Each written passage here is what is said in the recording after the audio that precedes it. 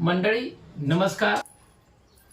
अशोक खरात हा जो व्यक्ती आहे तो नाग, जिवंत नाग समोर आणतो, समोर बसलेल्या व्यक्तींच्या समोर आणतो आणि त्याला आपल्या तालावर नाचवतो, अशी गेले 2 दिवस बातमी येत आहे.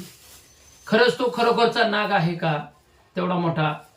याची चौकशी झाली. चौकशी अंती असं निघालं की फॉरेन कंट्रीतून रोबोट सारखा खरोखर दिसणारा, बटनावर रिमोट कंट्रोलवर चालवणारा नाग त्यानं आणला. तो म्हणल तसं मान हलवतो, डुलवतो आणि त्याच्यामुळं लोकांची त्याच्याप्रती एक भावना वाढली. एक चांगला एक बुवा आहे, एक बाबा चांगला आहे असं प्रत्येकाचं मत झालं आणि त्यानं ती नागाच्या आधारे अनेक लोकांना गंडा घातलेला आहे.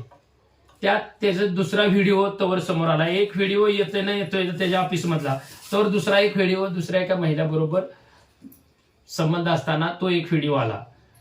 ह्याच्या आधी आम्ही आधीच्या बातमी 1 महिन्याच्या मागे बातमी त्यामध्ये म्हणलो होतं महाराष्ट्रातली सध्या नेते मंडळी एप्स्टीन फाईलमध्ये असतील.